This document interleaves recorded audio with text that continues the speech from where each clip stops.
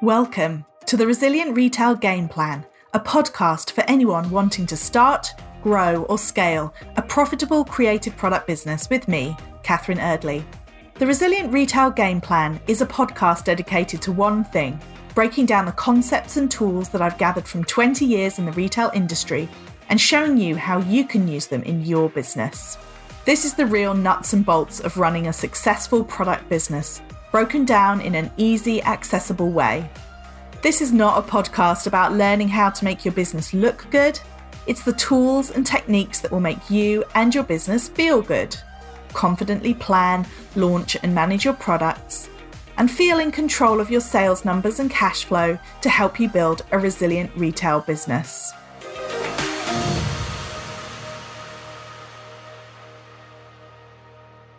Welcome. It is episode 40 of the Resilient Retail Game Plan. I feel like I say this every episode, but I cannot believe we are 40 episodes in. Thank you so much to everyone who's been listening. I really appreciate every single one of you. Today's episode continues our theme of talking to small business owners and experts about one thing that can push your business forward.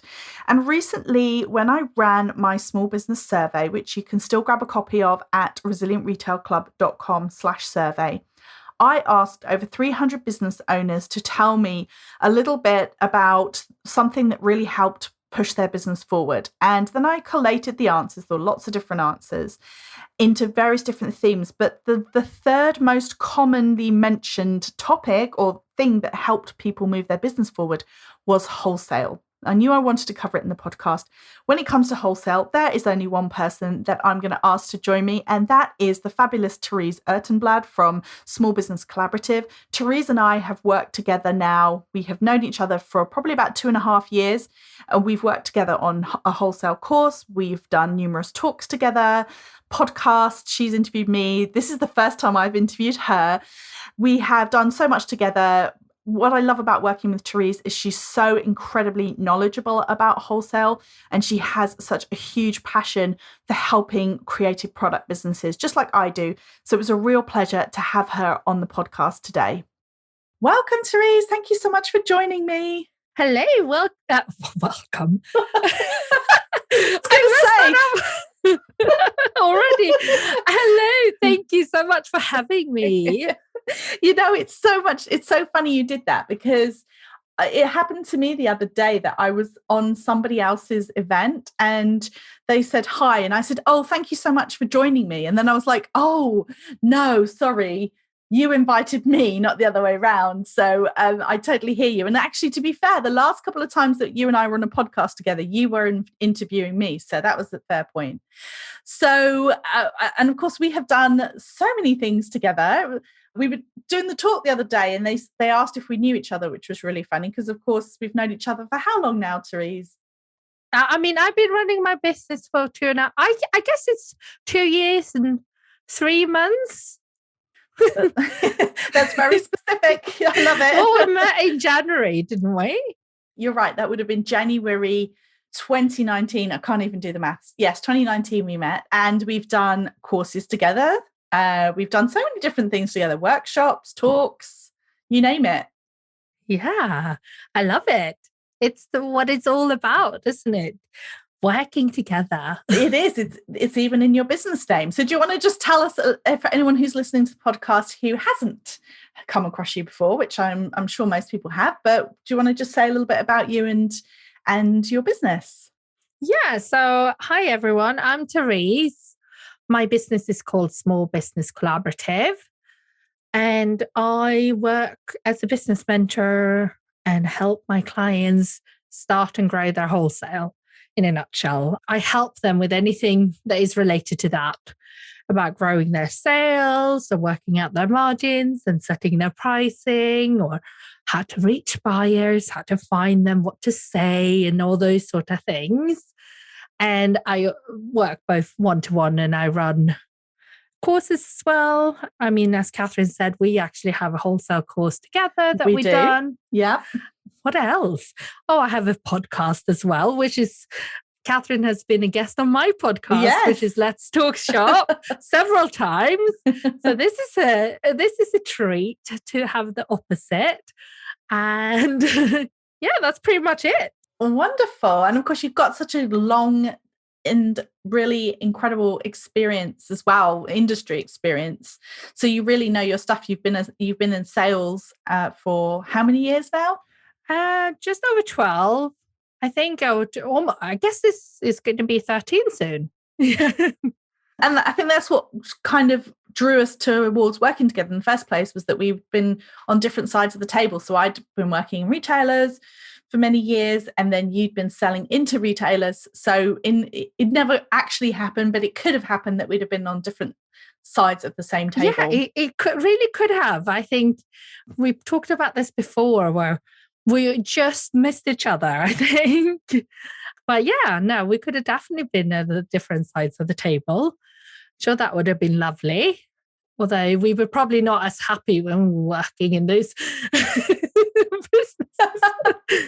So, but yeah. Yes, I think you're probably right. So today's episode is going to be about, surprise, surprise, selling into shops. And the reason that I wanted to get, of course, you were the first person, the only person who came to mind when talking about the subject. The whole theme of this series of podcast interviews is about one thing or something that product businesses can do to move their business forward, to grow their profile, to grow their visibility, and ultimately to grow their sales. And the fact that I withheld for the actual podcast, because I was going to tell you it during our pre-podcast chat, but I thought, got to wait till we're on air, is that the survey that I ran back in March, looking at lots of different things actually about product businesses, a huge amount of different information. But one of the things that I asked them was to talk about the one thing that they really felt made a difference to their business. It was a really fascinating question. There was lots of different insight that came out of it, lots of different types, lots of answers, lots of different things. Probably the biggest thing that came out of it was that there wasn't one big thing, that there were multiple big things. So the third most talked about thing of one thing that pushed people forward was wholesale. Wow. Jobs. Yeah. That's so interesting to hear. Yeah, I thought that was really fascinating. And a lot of people talked about, well, all of the benefits that you talk about. So kind of increased visibility and obviously increased sales and people just knowing about the business.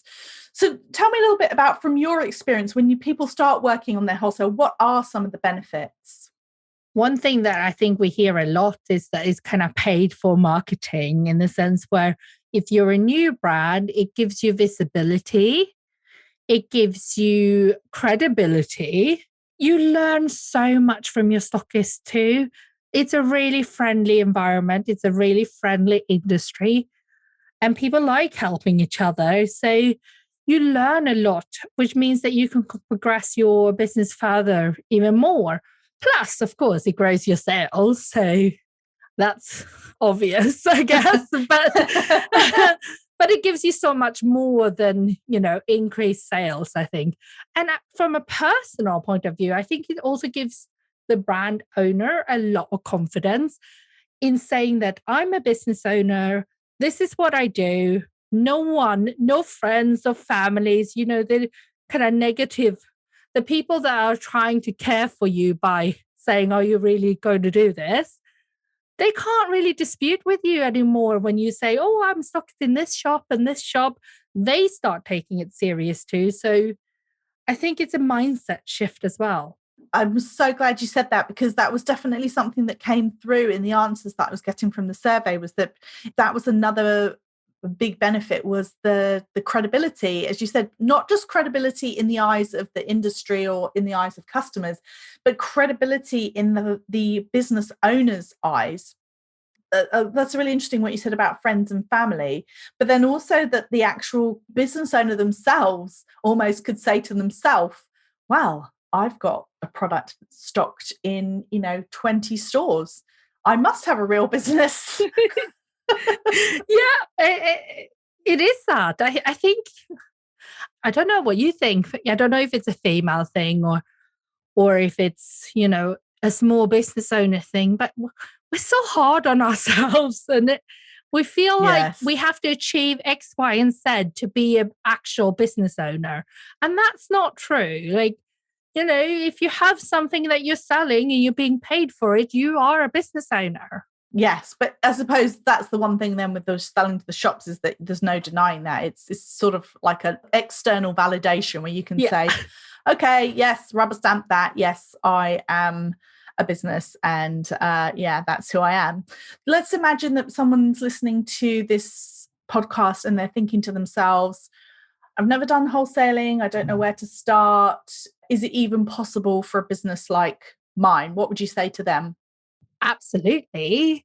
I should say it's not right for every single business owner. And I'm not trying to push everyone to do it. I think there's ways that you can sell wholesale for most businesses. Because, wholesale doesn't have to be hundreds and thousands of units. It can be small as well. It takes some time to build. So I think even if you hand make things, you can do it. You just have to find your way to do it. I hear a lot. I don't know if you hear this too, but I hear a lot of people saying, well, I'm not ready yet, but one day I'm going to be ready. But then I feel like that day doesn't always come unless you kind of push yourself a little bit. A lot of people have this perceived idea of what they need to be before they're ready. And they have to be super professional, have everything mapped out. And yes, we need to have a plan, but you don't have to have a ton of experience to wholesale. Maybe if you want to sell to, the John Lewis's or that sort of retailer. But if you want to sell to an independent retailer in small quantities, you can do that really quite early on in your business. Yes, I think that's a really good distinction as well, because when we talk about wholesale, sometimes people immediately equate that to the really big retailers, to your point. Whereas actually, in reality, wholesale can be your local boutique. In fact, probably starting locally is a really great idea. Go talk to some of your independent shops and you've got that immediate connection because you're from the same area, for example. So it doesn't have to be that when you're talking about wholesale, you're talking about 1,000-unit order. Yeah, exactly that. Another thing I think I should have mentioned in your last question was, I think one thing that is a benefit with wholesale is often when you want to start a wholesale, you have to go through a pricing review. And you might actually, start charging what you're supposed to be charging, because otherwise you can't sell to shops. So I think gives you real confidence boost too, knowing that people will pay what you deserve. Yes, absolutely. And just let's touch on the pricing piece, because obviously that is something that trips a lot of people up with wholesale, because you're selling at significantly below retail price.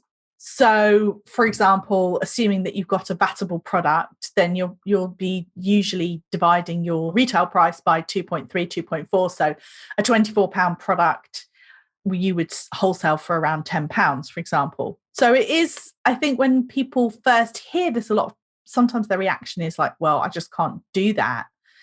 What's your sort of stance on taking that hit, I suppose, of the lower price? I think that if you have set your prices at the right level, then most types of products, you can make that work often. Sometimes it does mean that, say you make, let's take greeting cards, for example. Of course, the more you print, the lower the prices with your printers. So at the beginning, you might be making a quite small margin when you wholesale. But the idea is that your wholesale will help you be able to order in larger volumes, and then your margins will go back up. I would say that it's important, I would almost say that it's better to take a smaller margin at the beginning if you know your price margins can go up than buying in thousands and spending lots of money. Yes. We don't want to recommend We're on that. the same page. Because you're right, that's kind of end game with wholesale, right? You take the hit on the margin, but then the volume that you're driving through wholesale allows you to purchase more units and therefore get a better price, which lifts not just your wholesale profitability, but that lifts all of your direct to consumer profitability as well, because suddenly you're getting a better price and a better margin on every single sale in your business. Yeah, absolutely. And that will help you build and reinvest in your business and everything. Plus, when you're in the shops, that increased visibility will hopefully lead to more direct sales as well. So it's a win-win, I suppose. It's remembering that it's a lower price per unit, but it'll be a larger unit order. And then that money should come straight into your account. And you're also then not going through all of the admin and the expense and the time of doing the final sale to the customer. No, the customer service is a lot easier, to be honest. But you're dealing with another business owner. It makes it easier. And also, you, as you said, the order value will be higher. So you're dealing with fewer customers too, in a way. Even if you had many stockists, it would still be fewer usually than what you would be dealing with if it was for your direct sales. Let's talk about then what's happening right now in terms of wholesale, because something that people say to me fairly frequently is when they're talking about wholesale, then they say, well, I was doing wholesale, but then the pandemic came along and I just stopped.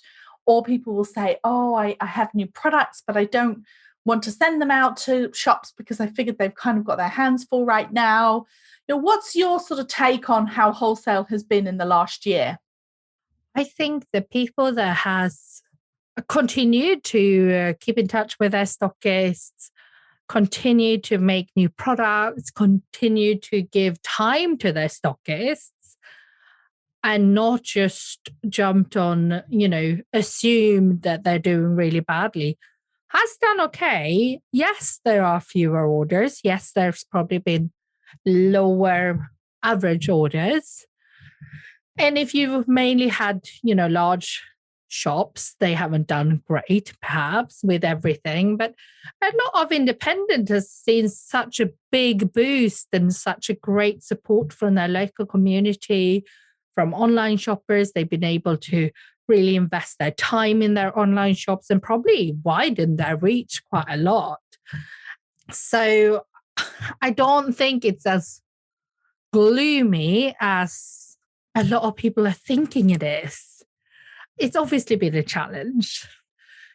People are still placing orders. You should still get in touch with them. Actually, I had a message from a buyer yesterday who said that some of her friends who has shops, some of their brands have stopped wholesaling during this year and just haven't been in touch at all. And that really upsets them, that they haven't been in touch at all, even taking it a step further and not actually replying when they want to order. Oh, wow. And it's not just one person. She was saying that there's been quite a few brands that has said, oh, we're not going to do wholesale because we're doing so well with our direct sales, which is fine in the sense where, we can only do so much as small business owners. I mean, at least we should treat people the way we want to be treated, I guess.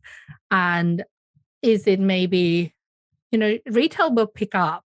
I have no doubt that, especially in independent retail, that once we're back to more of a new normal, things will pick up. So you want to nurture those relationships. You don't want to lose them. So if you are listening and you kind of feel like you maybe drop the ball with your wholesale, I know we've had a busy year. I know it's not been possible to do everything with homeschooling and all that. But sending, at least a sort of copy and paste to all your stockists to say that you're still there and, how they're doing, I think would be a good idea. And I would do that now, like as soon as you hear this. Yeah, right away. Stop the podcast. Turn it off and go and send a message to all your stockists. I think that's such an important point because one thing that we often say when we're talking about getting people to approach their stockists, we're saying, don't forget that a buyer for a business, for any business, for an independent retailer or for a larger retailer, their job is to find great product. So if you're sending them, if into their inbox lands a catalogue full of the most delightful, exciting product that's right for their customer, then you're actually doing them a huge favor. So don't feel like you're bothering them, especially now when they're, reopening and they need to get products in that are going to entice customers. Because small businesses had so much attention over the last year, they need small businesses products. Our moment is now. This is actually what I talked about on another podcast yesterday, but it's not out yet. But, our moment as small business owners, small product-based businesses, I feel is now. We're never been in a better position to grab more of the market share, I feel, because big buyers are, their footfall has obviously had the same challenges, but they've also cancelled orders, not been able to get orders. And they've seen small businesses, getting a lot of press coverage, getting a lot of orders, doing really well and really growing their businesses. So they're going to have to take that into account when they open up again. That's really fascinating. I love that. Your time is now.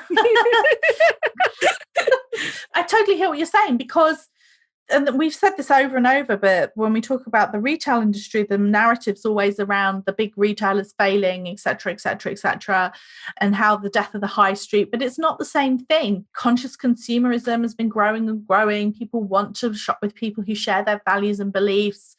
We talked about this a lot, I know, between us and on talks and podcasts as well. But that is what a small business, I think when people talk about wholesale, they often think that almost that it's an imposition when they're selling into places or to retailers, that they're kind of bothering them or trying to being like, oh, hi, can you buy my products? But actually it's just recognizing what you as a small business give to a big retailer, or even to a big retailer or to an independent retailer. You're giving them great product, you're giving them story, you're giving them heart, you're giving them your engaged community, you're giving them all of those things. The same buyer I spoke with yesterday, and she was saying that last year she had more emails from new brands that she's had this year so far. And that, they also haven't had a trade show for a while. Yes. So I absolutely think that buyers are looking. People, they might be buying conservatively, some of them, but they are buying. So let's not assume that someone is doing badly. The most respectful thing we can do is assume they're doing great because they pivoted their business enough. They've been agile enough to keep up with it, and they know what their customers want, and they are moving forward with their businesses. And that's such a good point that you made about the trade shows as well. So in a typical situation, buyers would be going to a trade show, they would be walking the stands, they would be meeting their existing suppliers and seeing what they had that was new. They'd also be looking for new brands, they'd be looking for things that were exciting and up and coming, and using it as really an opportunity to get inspiration. And they just haven't had that. So yes, of course, they're on social media. I think all buyers, both boutiques and independent retailers as well as the big retailers, are all on Instagram and they're all looking. But if you're sending them the information directly, that they rely on those new business pitches really to help them keep moving the products on. Yeah, just as the press relies on you pitching your products, right? They totally rely on it. They have other ways too, but those all take longer. So true. Getting into their inbox is a great way it helps them out, and it makes the chance of you being noticed even greater. Yeah, and you're taking the control too. So I think no better feeling like hearing back from a potential stockist that you reached out to, that is a real moment. But, if they come back and say, yeah, I love your stuff, here's an order, what an achievement. And then hopefully a repeat order and a relationship that you build up. And over time, that becomes a really valuable part of your business. Exactly.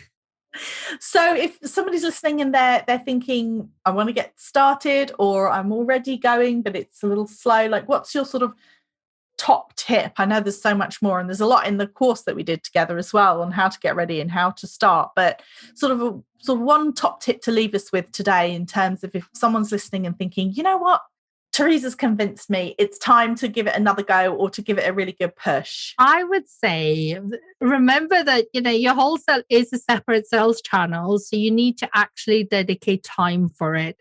It's not going to grow by itself unless in very rare circumstances, you need to get it started. Just like you had to put in the time to grow your Instagram or grow your mailing list or grow your website sales or your Etsy sales, you need to put in the time to grow your wholesale as well. I'm not saying you have to spend all your time on it, but you need to dedicate some time on it to make it happen.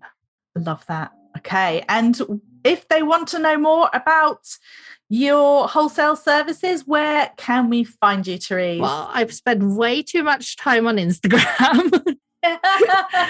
As many of us do. I'm small_business_collaborative. You can have a look on my website, which is smallbusinesscollaborative.co.uk. Wonderful. Thank you so much. Thank you. Thank you so much for having me.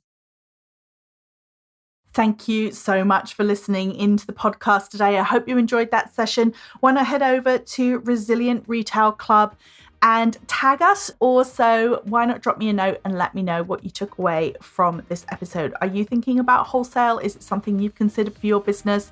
Or maybe you are somebody who's already wholesaling. If you are a member of the Resilient Retail Club, then don't forget that our courses, the Introduction to Wholesale courses, are all in the course portal available for you. There are 5 modules where we get you ready to go for wholesale, all included as part of your membership cost. As always, thank you so much to everyone who has rated and reviewed the podcast. It makes such a huge difference. And don't forget, if you subscribe, you'll be the first to know when the next episode comes out. So have a wonderful week, and I'll see you next time.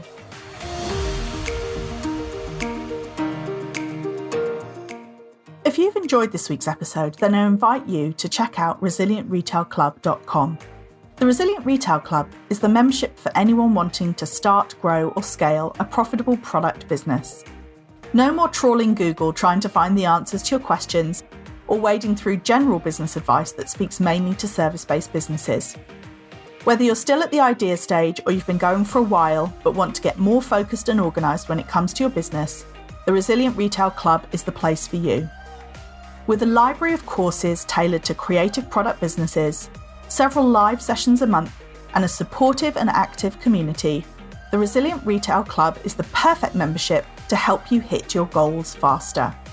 Check it out at resilientretailclub.com.